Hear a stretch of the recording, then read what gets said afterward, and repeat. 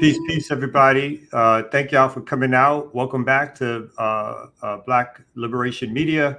We are here for a special show, a special Black August live show, as titled African People on the Move, Kenya versus the Imperialists. We've had a lot go on in terms of trying to put this on the air, so we know folks will start joining us shortly. There's a lot of stuff happening on the ground in Kenya. We thought it was extremely important to do this broadcast as organizers on the ground are literally scrambling to protect themselves and to fight for their country, their land, and their people. And we thought it was important, obviously, as Black Liberation Media, to cover this and to bring this to you live. This show is co-hosted by Community Movement Builders, Cooperation Jackson, and Black Alliance for Peace. Without further ado, I'm going to bring on Kali Akuno, who is here to start giving you a little overview of what we're going to be talking about, and then begin to introduce the guests. All right, greetings, everybody. As Kamal mentioned, we're going to do an abbreviated show today, primarily because the rebellion in Kenya is ongoing, as is the repression. Tomorrow, just so folks know, our comrades in Kenya are calling for what's called the Nene, which is another major mobilization to try to oust Ruto from power. For those of you who don't know, Ruto is the current head of state of Kenya. He's fundamentally a Western puppet who the movement is trying to oust, not just only because of the austerity measures that they're trying to enforce upon the people, but because of the brutal repression that him and his regime have been exercising the past month and a half to make their rule palatable to imperialism. And the reason why we are trying to do this series is to really, so folks know, it's a 3-part series.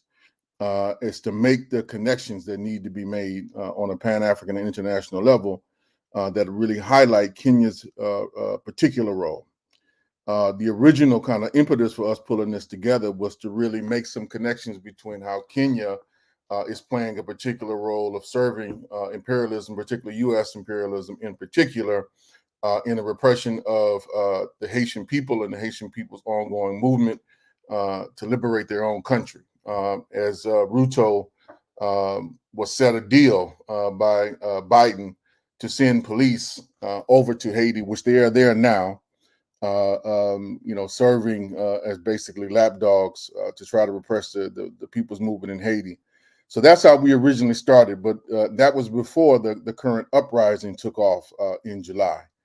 And we wanted to bring to a wider audience, particularly audience inside the U.S. empire, some direct information, some on-ground kind of analysis of what's going on in Kenya and what role it's playing in the global kind of imperial framework. So today we're doing a modified show just because, our folks are busy trying to pull this protest together tomorrow, and also trying to do some defend themselves and duck and dodge the repressive apparatus, which is starting to hunt folks and disappear people. So the struggle is real, just so folks understand it in its current terms.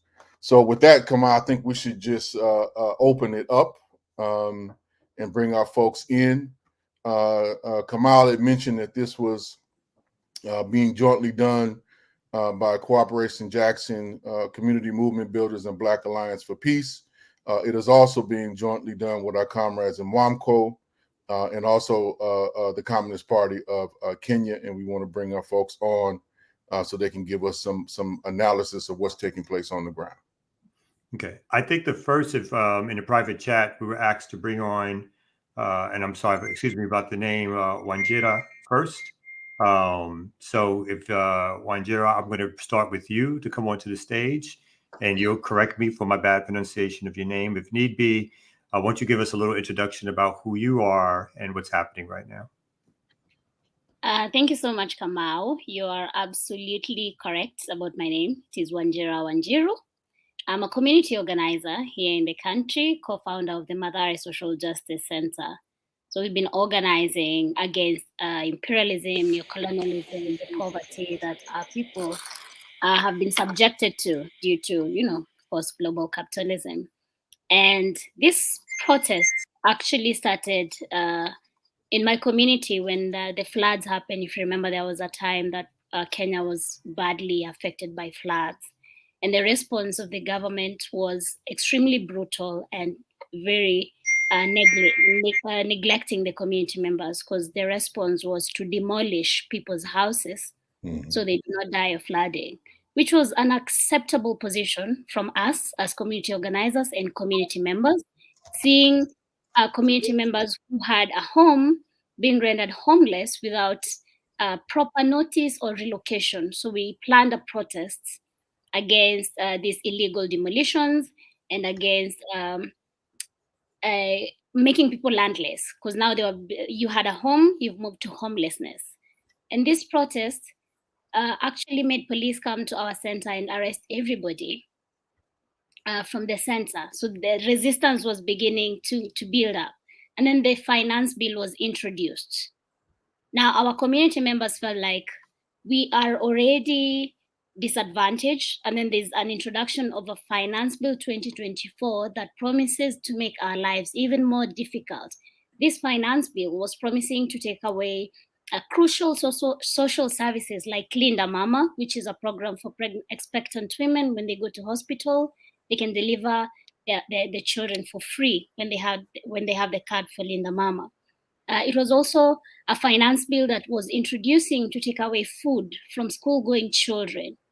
The previous administration had free education for Kenyan children. This administration, people are paying school fees and it promises to take away food from school-going children. This was unacceptable for majority of the Kenyan people.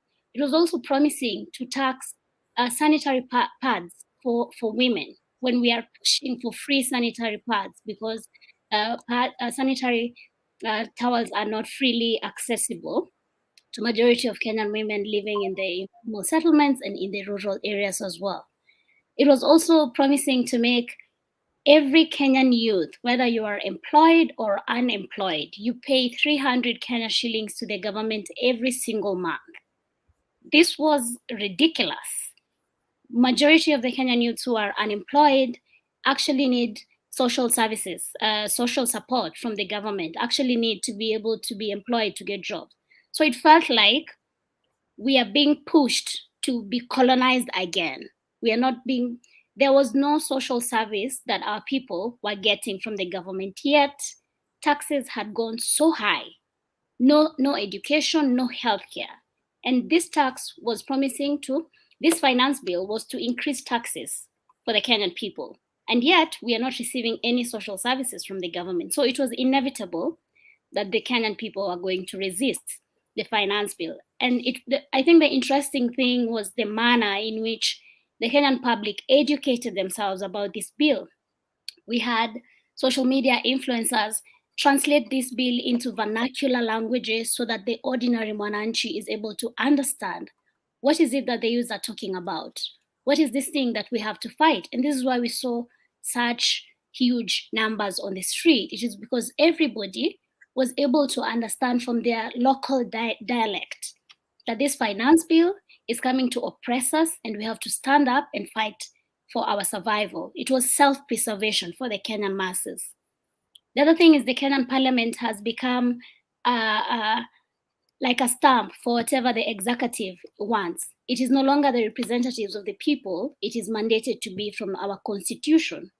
And this is why on the 25th, Kenyan youths were outside when the finance bill was being discussed, literally saying we reject the finance bill. Article 1 of the Kenyan people says that all sovereign power belongs to the people of Kenya. So that is another thing that has been very well understood during this time when we were having protests. A lot of constitutional discussions, constitutional articles relevant, like Article 1 of the Constitution, which says that all sovereign power belongs to the people of Kenya. So the people now are outside exercising their sovereign power, and the representatives of the people, we can exercise our power either directly or indirectly. Indirectly through our representatives who we vote to be in parliament, or directly, which is what we were actualizing when we went to Parliament that day, because the Parliament had the audacity to vote yes to that finance bill, when millions of us were on the street from every corner of the country to say we reject. And that has morphed into an anti-Ruto movement. Ruto is the president of the country, has morphed into an anti-IMF movement because IMF is the one that sponsored this bill. The other thing is there has been a lot of civic and political education among the youth. A lot of people are now beginning to understand what is IMF and the role that they play into our economy, referencing from the 1980s during the Moi era when they introduced the structural adjustment programs, which made our economy open to multinational corporations, and local companies did not prosper. Multinational companies prospered because of these structural adjustment programs. So referencing to history, doing videos about it, giving practical examples like Coca-Cola and Softa, which was a Kenyan company that Kenyans were actually enjoying, died. Well, Coca-Cola thrived.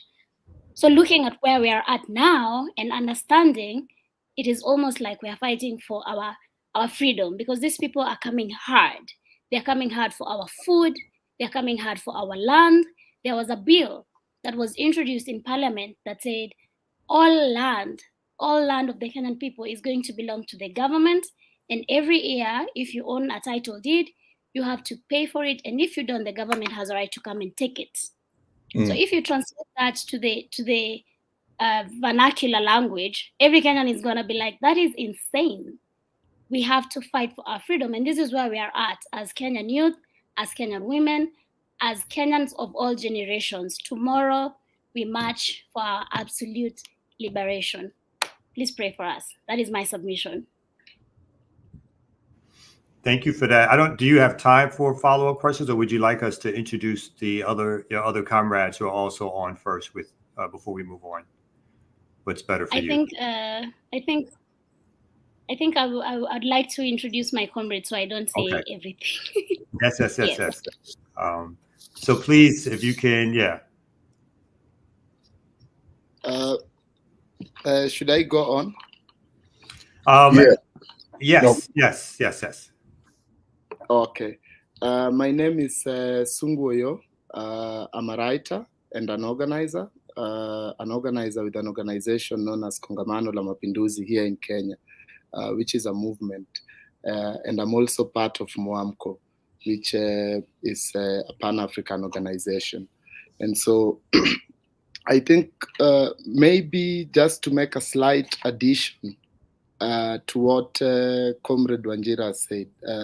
First, I think I should thank you for inviting us to the show.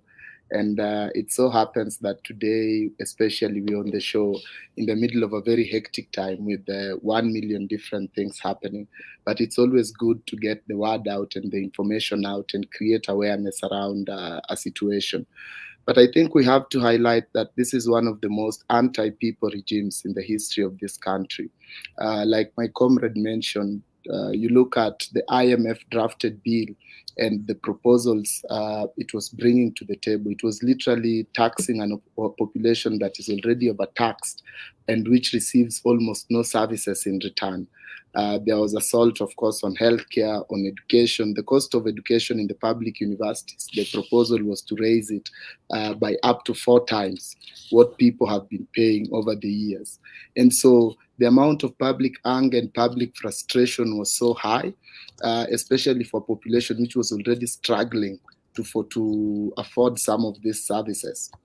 But now the commodification of everything, and for example, making of our indigenous seeds illegal, there's now a case in court. Some of the farmers have challenged it for it to be reversed, because it criminalizes sharing of seeds and says we will jail you or fine you if you find you sharing seeds. And for a country where a majority of the food is produced by peasant farmers who rely on indigenous methods of seed preservation and exchange, it is an assault on their very existence. And so the finance bill, basically, when this system refused to listen to the people, like my comrade said, because the people are very clear, reject the finance bill. And the regime said, no, we will amend it. And so at the earlier points of the protest, the call was reject, don't amend. But this is a system that has never listened to the people. It is a system that over the years, all it has done is to take and take. And it's because it's led by a political and bureaucratic bourgeoisie that only produces misery, humiliation, and poverty for the people. They only enrich themselves and their masters across the ocean. And so when the people saw that they were not being listened to, they escalated their demand from reject finance bill to Ruto must go. But in saying that Ruto must go, the people are also clear that Ruto is only a symptom of the problem, that there needs to happen a comprehensive an overturning of the system and to create a new society in its place, a new world in its place. And so what the regime did, what Ruto's government did was, because the pressure was, there was a lot of pressure from all directions. There were protests in over 35 counties out of the 47 in the country. And so he gave two concessions to the people, which is what I'll speak on briefly. The first one was to drop the finance bill, and the second one was to dissolve his cabinet. But a proper analysis, and especially given the events of the past few weeks, show that these were only processes of political gymnastics to buy himself time.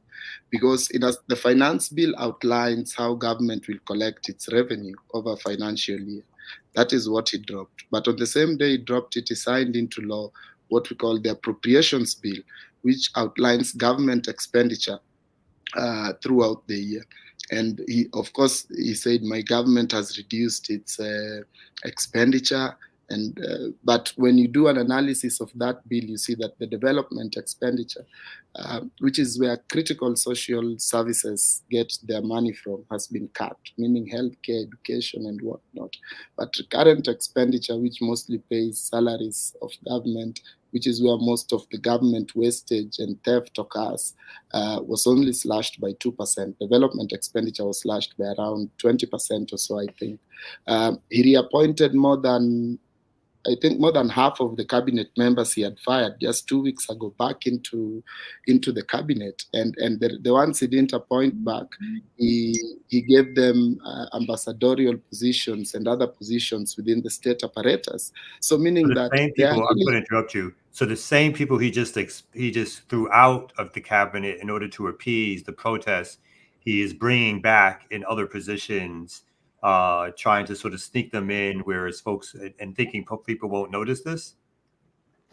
I think in Kiswahili there is a word known as madarau. I do not know the exact translation into English, but it's like when someone says, "I'm gonna do it on your face," like I'm gonna do it, because of course people know these people and they're public figures.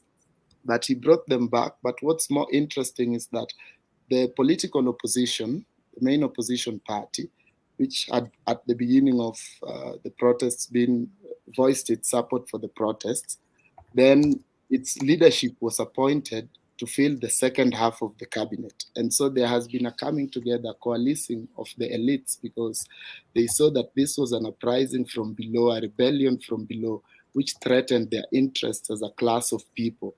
And what the people were demanding for was something very simple: systemic change. They are demanding for a system that secures their dignity and humanity, not a system that every day humiliates them and condemns them to poverty, to death, and to a wretched existence. And so all these processes that have been happening, the different phases of the protest, and even the phase of the protest which begins tomorrow, is part of that forward march of our people. And these protests and this rebellion does not arise out of a vacuum, comrades. I think we also have to realize that, and there's comrades from different organizations on this call, that there's been years of organizing and political education. But then we also reached a moment when we had one huge leap, which to some even came as a surprise. But it just shows that that element of organization and that continuous work always is able to guide certain processes. At this moment, there's been a lot of killings and abductions of comrades. I think we've lost over 60 protesters shot dead. Some have been abducted and disappeared. And so the system is also, of course, doing its backlash on the people and the organizations and the processes that are happening. But I think part of the forward movement of history is that there will always be those processes. But I think that the courage that the Kenyan people, and especially the young Kenyans, have shown on the streets this past few weeks, and the courage they continue to show, truly is an inspiration in terms of how they've stood for their rights and the rights of society. Thank you.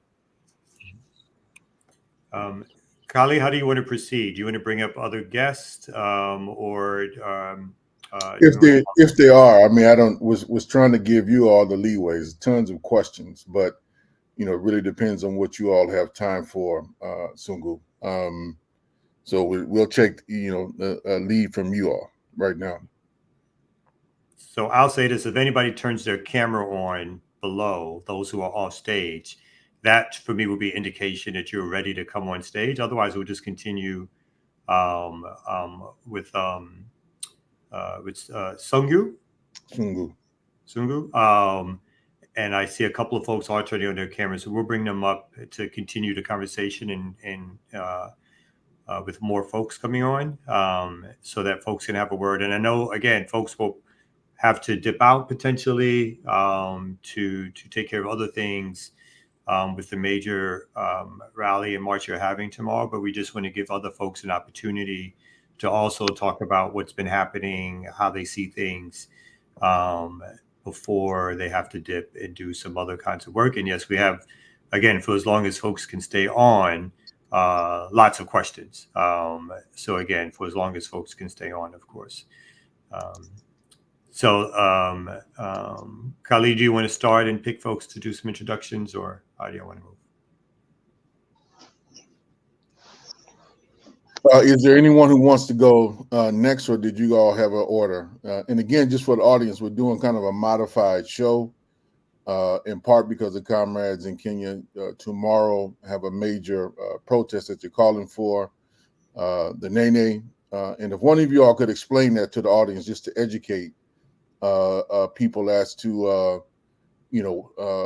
what this particular, what does Nene mean, number one?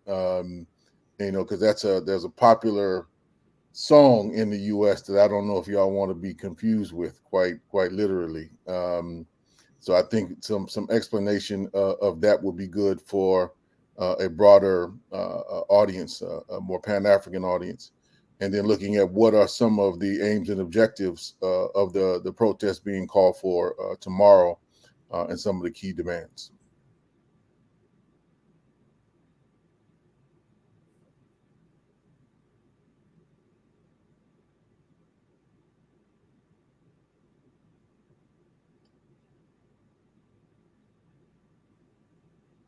Jump in.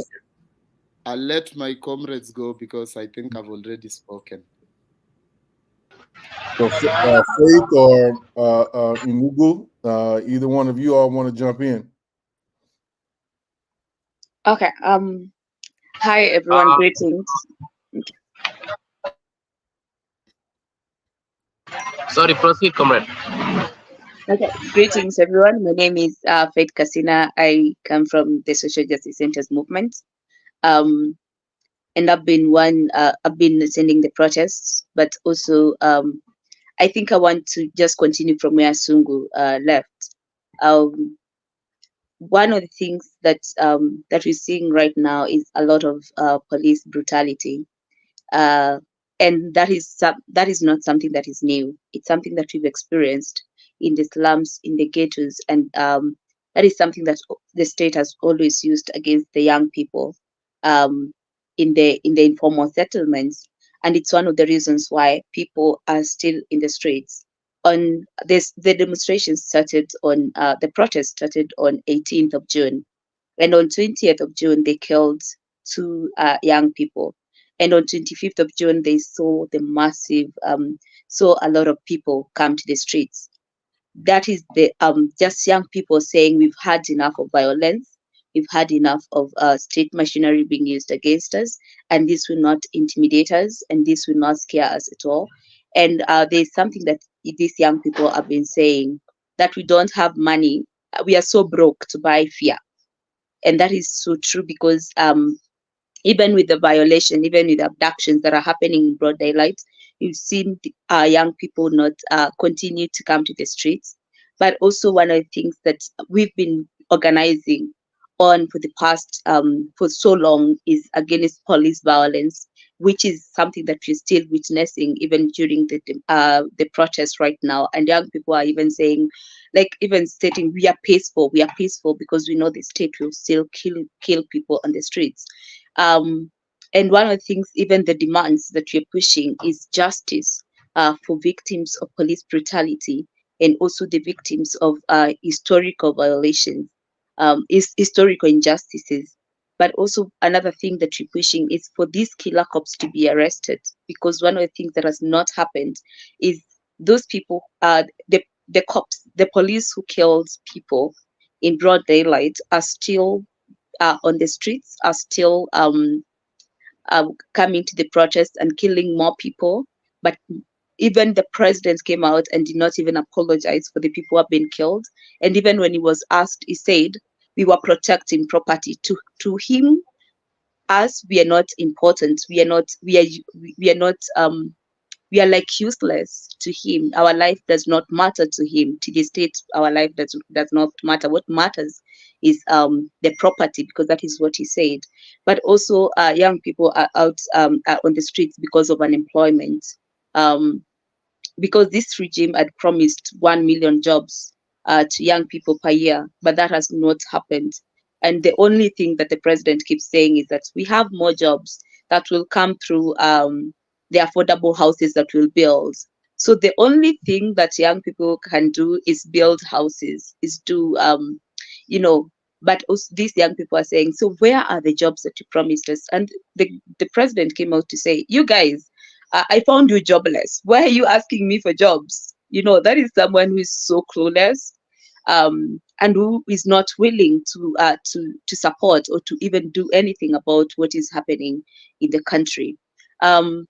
I think one of the demands I've spoken about, but another demand that we are pushing for as young people is food security and food sovereignty, because we've seen seed laws, one that criminalizes the use of our indigenous and exchange of our indigenous seeds. We come from communities where we used to exchange indigenous seeds. Right now, we cannot exchange it because it's a criminal thing to do. Also, the use of your own manure of use of your own manure at home, like people where those people keep cattle and use that manure, and now it's a criminal thing to use the manure. Like even the privatization of the basic needs like water. um Most of the people come from the informal settlements, struggle a lot to access water, and that is also another thing that people are demonstrating about, but the government instead came out and privatized water. So I'm going to those interrupt you because I just want to emphasize or be clear about what you're saying for our audience. Um, Yes. so the thing on the seeds and the manure, you're literally saying, and obviously we're experiencing some of this around the world, but you're saying so the free trading or replanting of seeds is now criminalized, and even using manure for fertilization. In other words, if you don't buy it privately, that this stuff is criminalized and there are criminal penalties for doing so. Yes, it's criminalized to exchange indigenous seeds as we speak right now, and that is one of the laws that we were fighting against, because you're saying this will affect small the farmers, especially those farmers who do not have big farms, and and also how this then will also affect the food that we eat. And that is not food sovereignty, because this government is pushing for food security, and we're pushing for food sovereignty because we want to be in charge of what we farm, we want to be in charge of what we eat. And also the fact that when Ruto came in as president, the first thing he did is lift the ban on GMO. So and that is why he's been pushing on these seed laws that are retrogressive. So I think that is that is what I would add on all these. That apart from education and healthcare, we are also pushing for food security and food sovereignty, because it's something that is very important and key.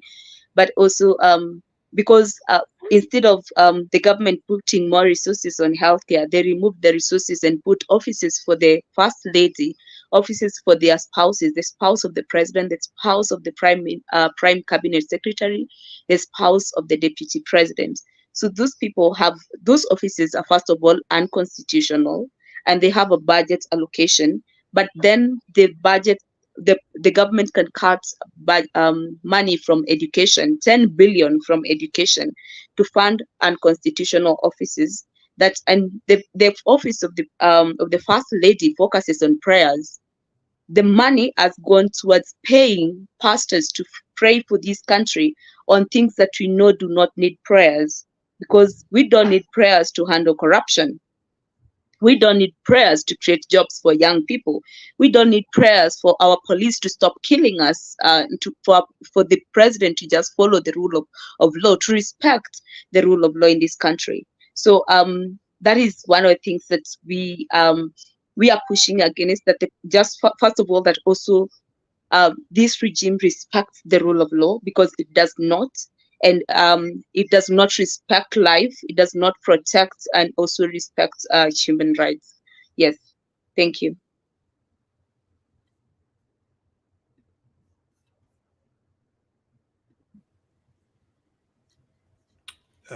The other brother, do you want to add something? Kentuya, do you want to add something so far? Yeah. I think you're on mute. Okay, comrades. I hope you can hear me. Yes. First, thanks, comrade, for organizing this session to learn from our struggles here, because as oppressed people, we always try to learn from the struggles of others in order for us to even advance our struggle. Because if the oppressed people advance in Nairobi, then it means we have contributed to the struggle, of all oppressed people in the world. But I think it is important to remember that, and my comrade Sungu had mentioned that we have lost, the confirmed one of the confirmed people that we've lost is 60 young people. But even now at the morgue, we have more than 200 and 60 unidentified bodies of young, yeah, young men and women. We still have hundreds that have been abducted by the state in broad daylight. We still have our comrades who have bullet wounds, yeah, some even 7 bullet wounds in their body, for just demanding that the state give them dignity. What is important first is to remember that when the current president came to power, he rode on a narrative of the poor versus the rich. And at least at that time in the country, people had advanced beyond tribal politics, that it was now impossible for them to organize around, the usual tribal politics. And so majority poor people voted for, Ruto, because he portrayed himself as one of them, even reminding them that he used to sell chicken when in actual fact he stole from us to become rich, because he is a billionaire. And so now the poor people, had a lot of hope that at least his regime will dignify them. And 2 years later, the only thing, the poor people have seen is, these politicians coming to church to donate 20 million to a church when the congregants are sleeping hungry The only thing we've seen is these politicians going, to the news, to the media houses, and showing off watches which are worth 30 million. So they people have seen these people live, in a lot of opulence, yeah. And so now the poor people come out to ask, where is the dignity that you promised us? And the reply has been to shoot these poor people. First, it is important for us to remember that our country, Kenya, is a backyard of imperialism. Um, in fact, our country is a laboratory for the IMF.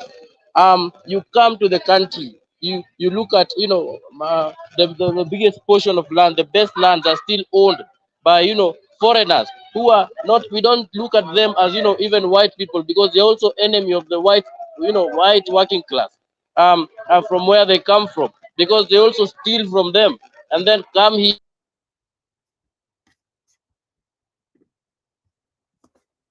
Looks Let like he we got, lost the time. yeah. Yeah. Sungu or Faith, you all want to pick up on some of the points that he was elaborating on? Maybe just briefly, what Kinus was saying was that when he mentioned on the foreigners, that there is a class of white people in Kenya who are enemies of the white working class in other parts of the world. And they are the huge landowners who have continued to benefit from owning these large tracts of land, which were taken from our people at gunpoint during the colonial era.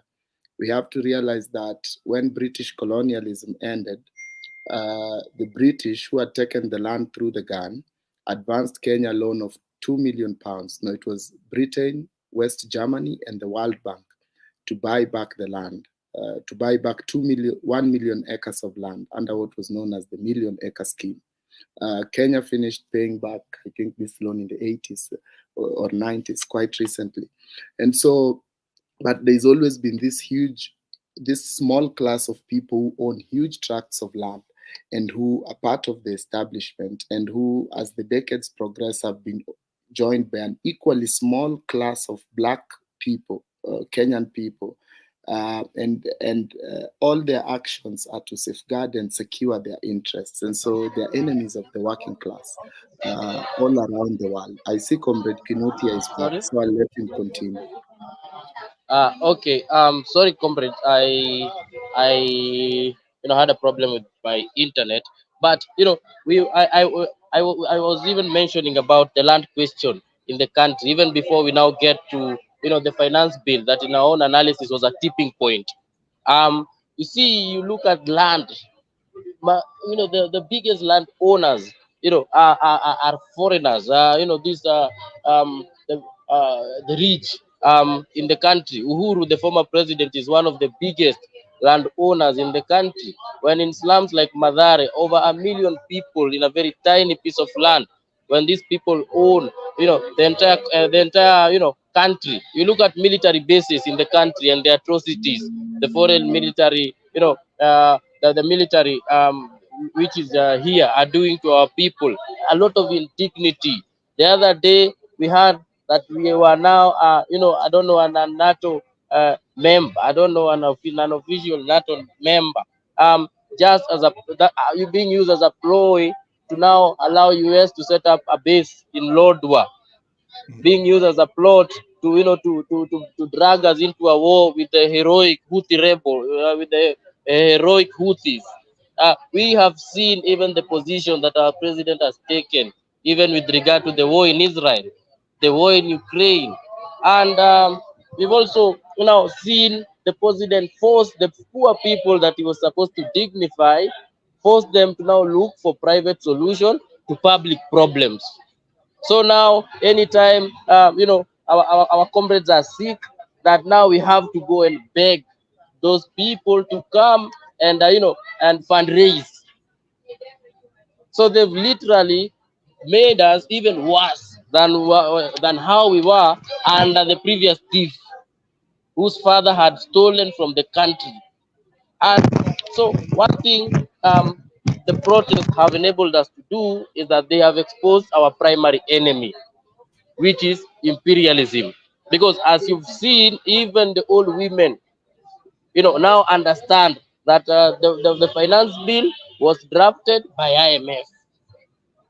They read it and now realize that the government has removed the taxes on the spare parts for helicopters, and then start taxing sanitary pads for the poor woman who already can't afford the sanitary pad. And um it has even now allowed us to expose a lot of things, because we have now exposed the class nature of our society, and now people understand that even these laws are not neutral.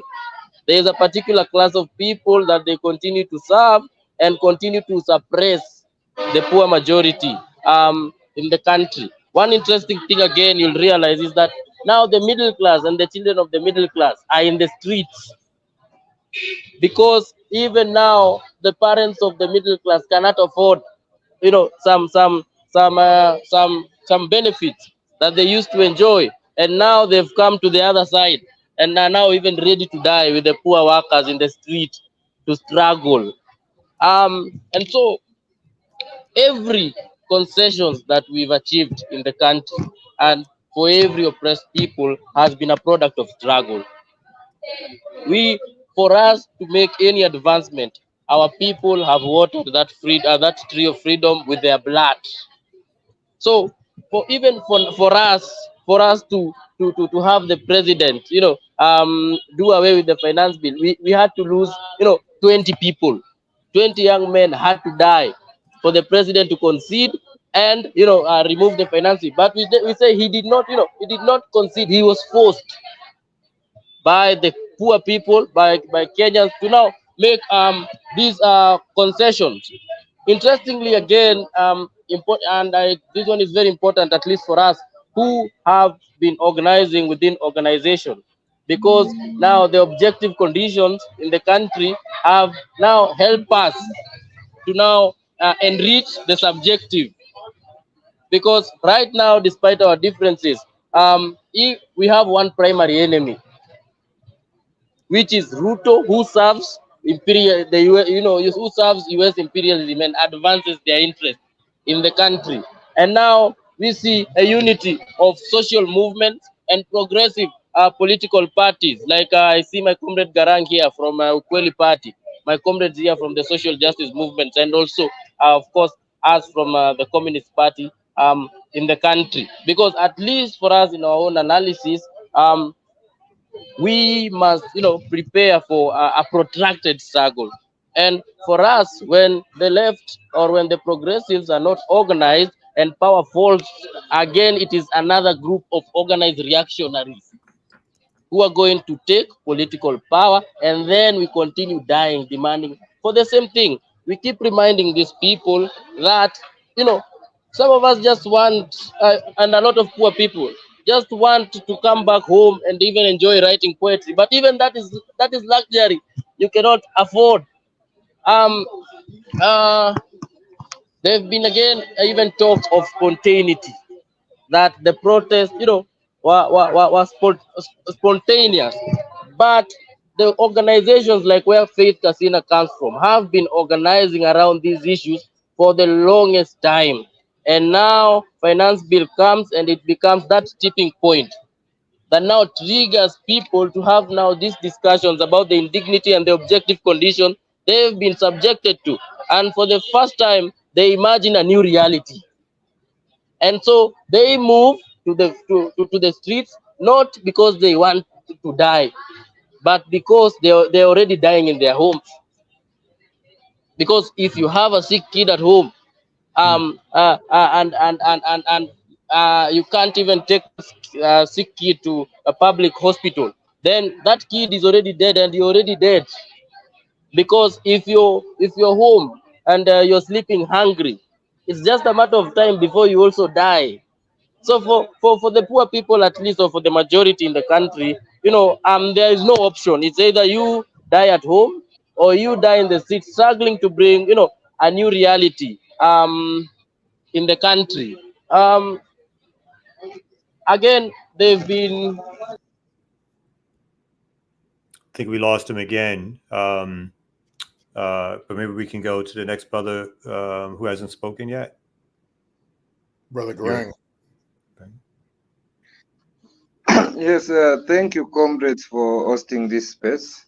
My movement name is Garang Mzalendo, and what I should add from what comrades have shared is that the struggle in Kenya, we are fighting against a historical colonial hegemony that has been running Kenya, because our objective is to uproot the forces who are serving imperialist agendas.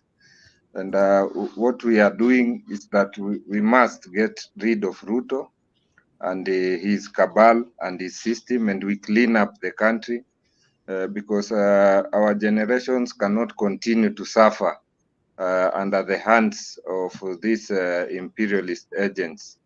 And what we have seen is that they are returning their old school way of handling the country, because these are students of the Moi era regime. All, if you look at Ruto and his people, they served under Moi, so they have that dictatorial mentality. Now we have seen there is the Orange Democratic Movement, which we call it ODM party, has joined the system. They are riding on the blood of young people who have died in Kenya. They have taken advantage to be co-opted into the Ruto government so that they can benefit from there. They have not been pro people. They have been pro interest. So that is what we are fighting against, and we are organizing young people. We have organizing all the generations, not the Gen Zs alone, and we are ready for the resistance. And this Nane is 8, is number 8, and it's also a significant day because in Kenya every 5 years we vote on 8th of August. That's when we go for elections in Kenya. So this is a significant day for us to continue pushing back these forces, because now you have seen they are selling even our international airport to imperialist forces, and they are what the political class does in Kenya is that they sell things to themselves using proxies and foreign companies.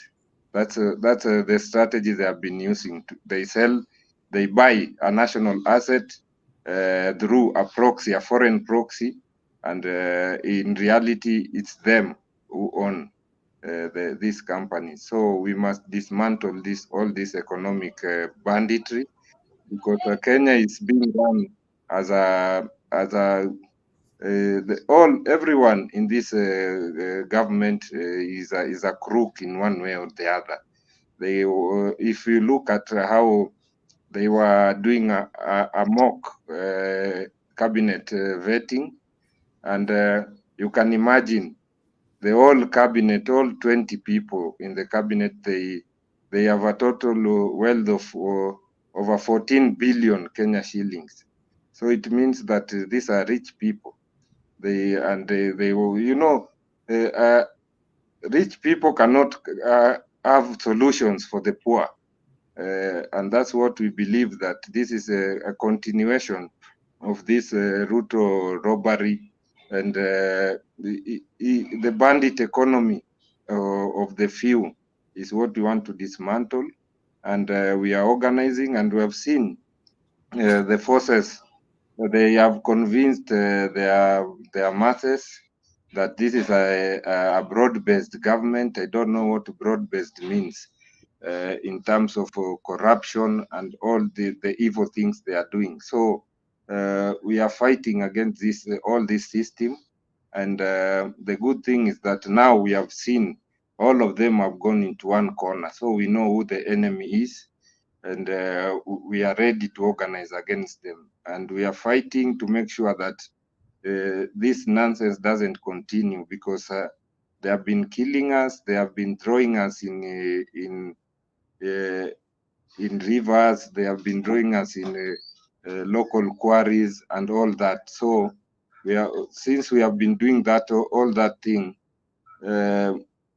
they have seen that they bring old tactics, because the tactics they are using are tactics that were used before, of abductions, of torture, of intimidation, of calling people and calling your relatives. They go and threaten your mother or your close family member, and so that they can get you out of the struggle, or they can intimidate you that they are bad people, so you should fear organizing. And that's what we are against, and we are determined to move this forward until victory, because we will not sit around and watch these people auction our country to IMF, to all these other multinationals, to all these imperialist systems, because our president doesn't he doesn't have any political ideological grounding. He's just there. When the US calls him, he's there in a minute, and he goes and signs things we don't understand. He auctions the country.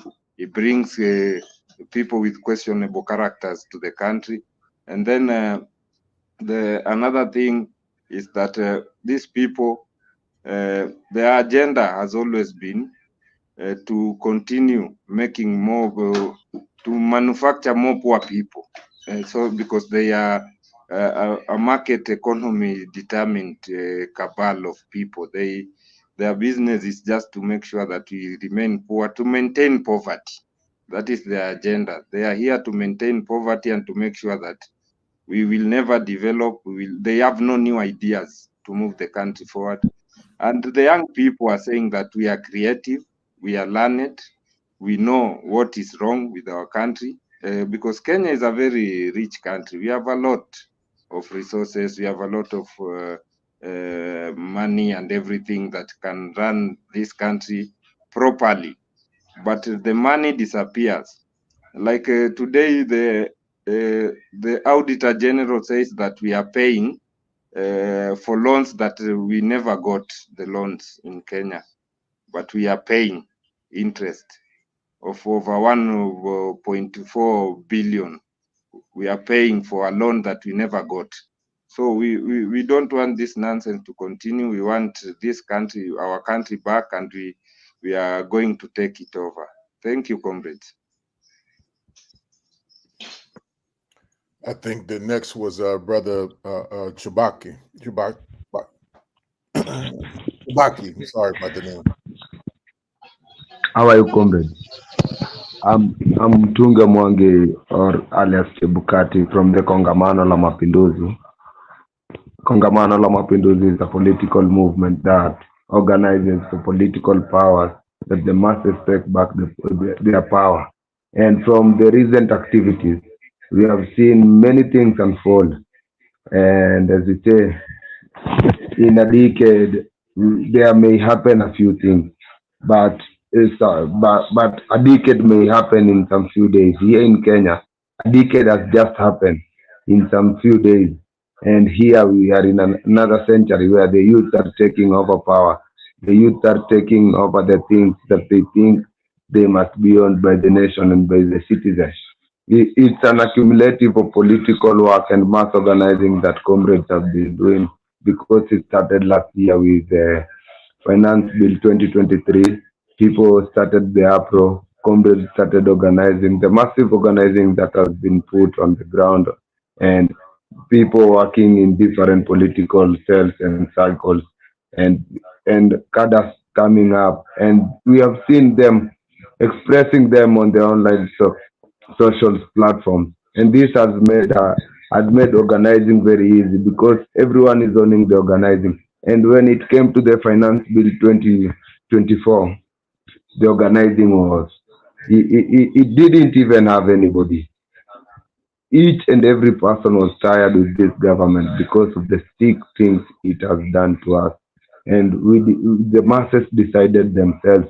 They come out to defend the nation against this punitive act because the finance bill was not written here in Kenya. It is a document that was brought to us. It's a document that does not speak of the people. And how can you develop a state without thinking of developing its people? How do you think of developing a state but by killing its people? That cannot happen. That's that happened in Kenya, and the youth were against it.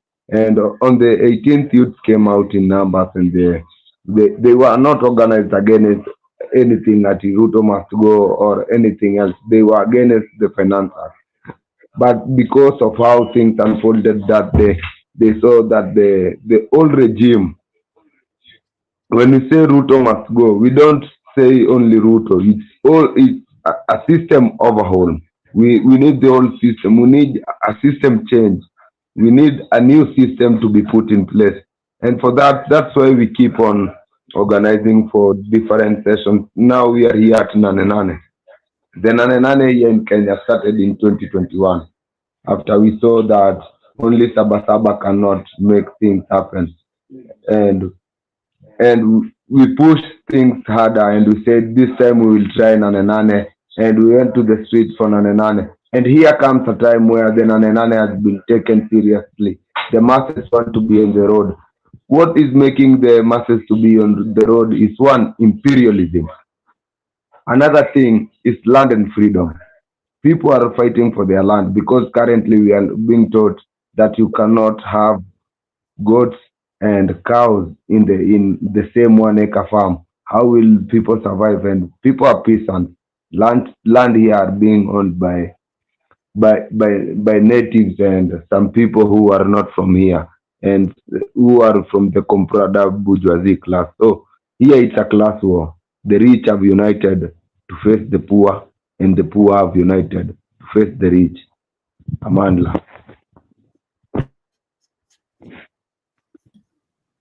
So we want to thank you guys. Maybe, maybe, maybe, You want to comrade, try to add and something? Okay. and I apologize again for the internet.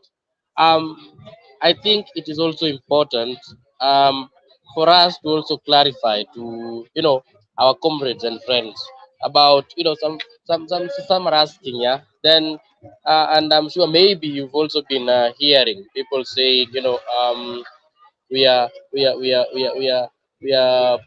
leaderless, partyless, and a lot of these things. But also, such narratives don't just come from without. They have a material base. When the people say that they are partyless, you know, the dominant political organizations in the country are the bourgeois parties, which have always betrayed them. So when they say they are partyless, they are not saying they don't want parties, but they are resisting against the dominant parties. One of them is the opposition party that is led by Raila Odinga. He has always mobilized people to go to the streets, and they are martyred, and then he goes and forms a government of national unity every time. And so, if those are the parties, then people are saying, okay, we are partyless. When when uh when when when we talk about the future of what even is taking us to the streets, we are saying that our immediate task is to, at least now for us the progressive, to build now the highest level of organization that has the best leaders to govern post Ruto. Yeah. And for us it is very important that we try as much as possible to counter the demobilization narrative that has been on the streets, that the people in the streets are anarchists, that the people in the streets are against democracy. Because for us, we now advance that conversation even further, because democracy is supposed to be serving the majority. But if people are sleeping hungry, they don't want to protect such a democracy.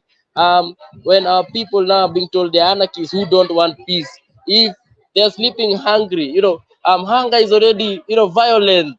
So by going to the street, it shows you they are very peaceful. They want peace.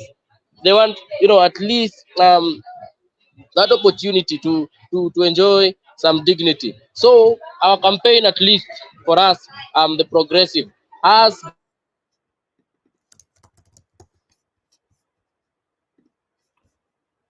Brother been keeps getting cut off at this critical point. demands this that these demands of our people are genuine, genuine demands, are people centric demands, and we must now, for us, lay the groundwork for now that formidable organization that is going to now midwife the new reality that our people are talking about. Because when they say Ruto must go, they mean they want alternative leadership. And when the young people go to the street and say that now Ruto must go, they don't mean that now you replace Ruto with another young person who has the same backward ideas that Ruto has. In fact, the young people have been very clear. They are not concerned about the age of the people who govern them, because they've also experienced young leaders who are also backward as them. In fact, for the political class in the country have only been trying to prepare their children to take over the country.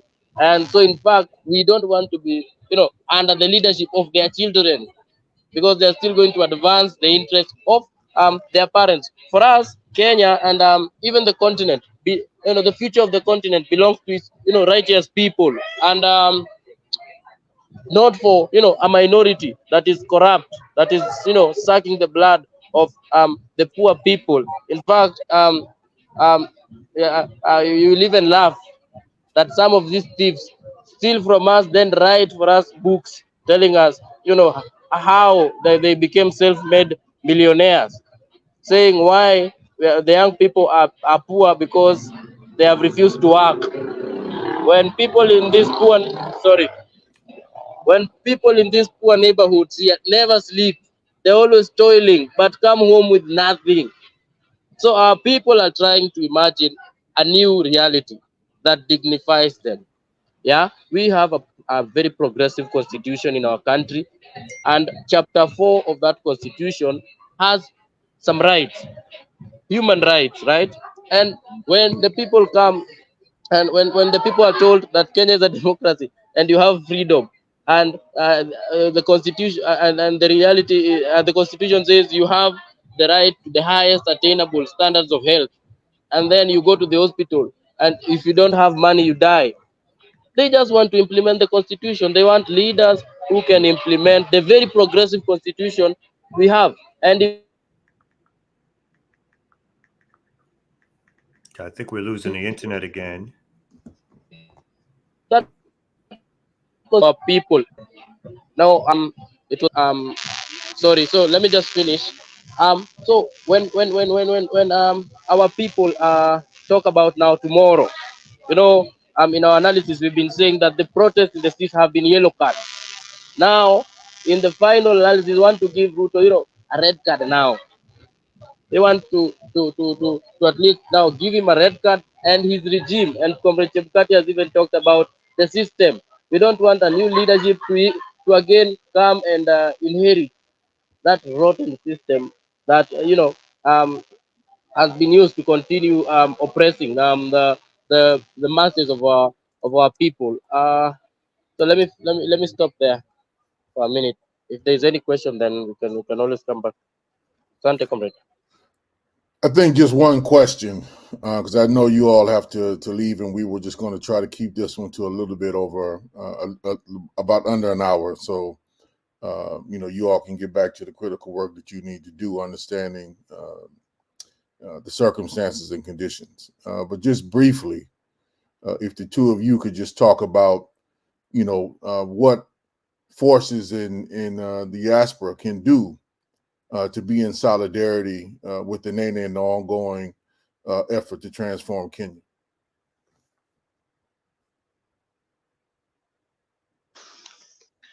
Yeah, what comrades can do to support our movement is also always solidarity first. to be in solidarity with our struggles, and also because we have been trying to do some fundraisings so that it can enable us to organize masses, to make sure that we follow up on people. We have had comrades being arrested, and then we go and push like we have the Law Society of Kenya that has been on the front line helping to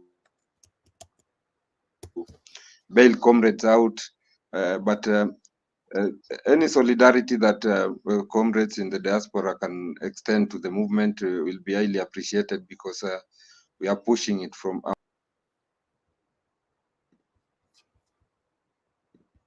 I think we've lost the comrade. But comrade Franklin, comrade Kali, I think even this activity, this conversation that we are having here, to to explain to your people about our struggle is one of the ways in which you can amplify our struggle. The other one we can do, as the comrade was saying, some of our leaders and even our cadres have been detained, have been arrested. So anytime the comrades from outside the country increase the pressure, then at least the government yields to to that pressure, and it has worked before. It is not the first time we're even going to the streets because of the finance bill. In 2023, we were in the cells for 3 days for the finance bill 2023, but now we see a new consciousness where everyone now has come to the street, and the only way, one of the support we received from our comrades from outside the country was the solidarity messages from the organizations that we received. Also, you have to also educate your people on the role of your government, that the role your governments are playing in advancing the suffering of our peoples, right? I think it is also very important that we organize more of such sessions, but also sometimes, if it is possible, to also give material support, also now support the organizations that have been in the streets trying to advance the people's agenda, because sometimes our comrades are shot in the streets. They need medicines. The government hospitals, you take them to the hospital, they are arrested there. And it is even very heartbreaking that when a young man is killed by the government bullets in the street, when the family goes to get the body, they have to pay for those bullets. So they dignify you in life and also in death. So I think, comrade, there are different ways, but also I think it is important to also keep in touch with the comrades, keep inspiring them, reminding them that we are in a just struggle, and it is only just struggles that win. So yes, comrade. Right All on. right, appreciate that. So just to let folks know, we'll be doing part 2 next Wednesday, which will be the 14th of August. We will definitely have more updates on the outcome of the Nene. Hopefully, this is me speaking subjectively. The struggle will be victorious, and we'll see what in Kenya, what we just saw in Bangladesh. As a wave of righteous energy is spreading across the globe. Hopefully Kenya will be the next domino to fall, and the people will be able to reconstruct society as they deem fit. So be on the lookout, for next Wednesday. Kamal, I don't know if there's anything you want to say to take us out. No, just thanks everybody for joining us.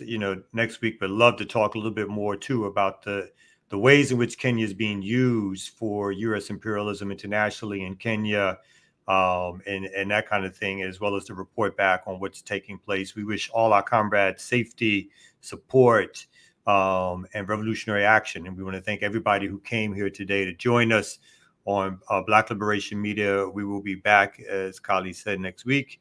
And thank y'all so much for coming on. Appreciate you. Peace, everybody.